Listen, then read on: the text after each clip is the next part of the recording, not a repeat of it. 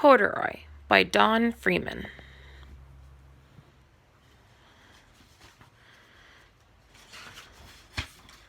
Corduroy.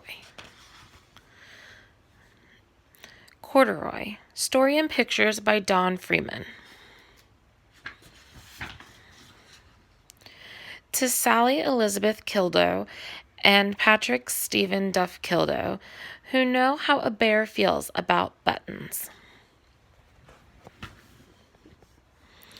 Corduroy is a bear who once lived in the toy department of a big store. Day after day, he waited with all the other animals and dolls for somebody to come along and take him home. The store was always filled with shoppers buying all sorts of things, but no one ever seemed to want a small bear in green overalls. Then one morning, a little girl stopped and looked straight into Corduroy's bright eyes.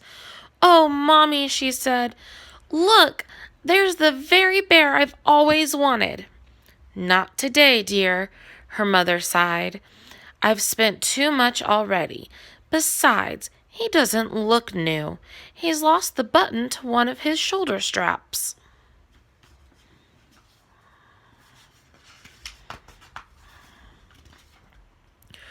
Corduroy watched them sadly as they walked away. I didn't know I'd lost a button," he said to himself. "Tonight I'll go and see if I can find it."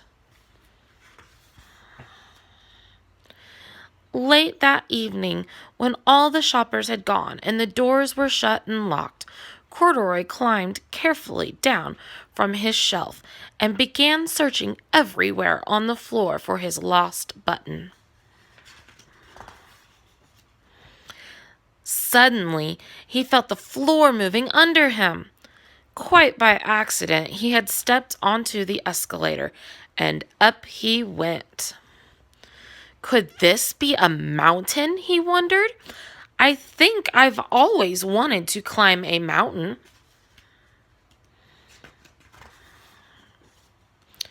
He stepped off the escalator as it reached the next floor, and there, before his eyes, was the most amazing sight. Tables and chairs, and lamps and sofas, and rows of beds. "This must be a palace," Corduroy gasped. "I guess I've always wanted to live in a palace."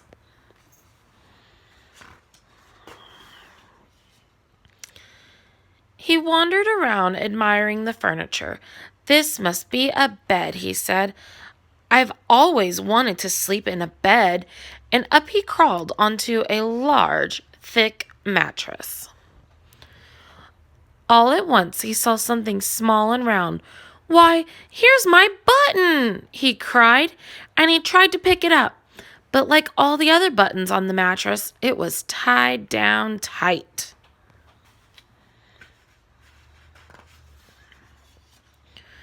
He yanked and pulled with both paws until pop! Off came the button, and off the mattress Corduroy toppled. Long into a tall floor lamp. Over it fell with a crash.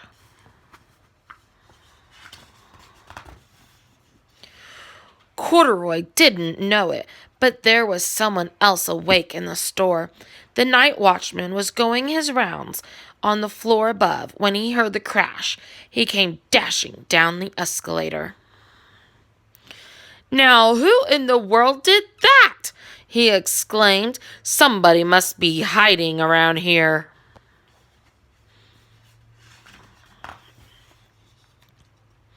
He flashed his light under and over sofas and beds until he came to the biggest bed of all, and there he saw 2 fuzzy brown ears sticking up from under the cover.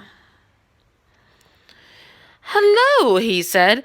"How did you get upstairs?"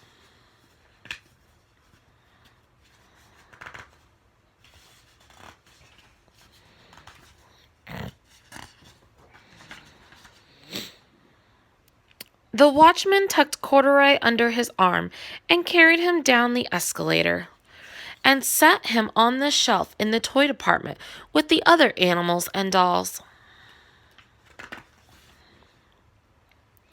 Corduroy was just waking up when the first customers came into the store in the morning, and there, looking at him with a wide, warm smile, was the same little girl he'd seen only the day before.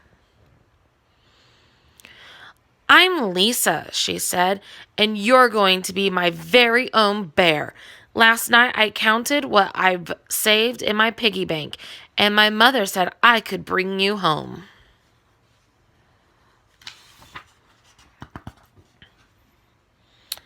"Shall I put him in a box for you?" the saleslady asked. "Oh, no, thank you," Lisa answered, and she carried Corduroy home in her arms. She ran all the way up 4 flights of stairs into her family's apartment and straight to her own room. Corduroy blinked. There was a chair and a chest of drawers, and alongside a girl-sized bed stood a little bed just the right size for him. The room was small, nothing like that enormous palace in the department store. "This must be home," he said. "I know I've always wanted a home." Lisa sat down with Corduroy on her lap and began to sew a button on his overalls. "I like you the way you are," she said, "but you'll be more comfortable with your shoulder strap fastened."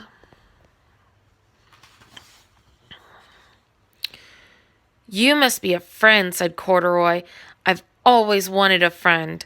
"Me too," said Lisa, and gave him a big hug.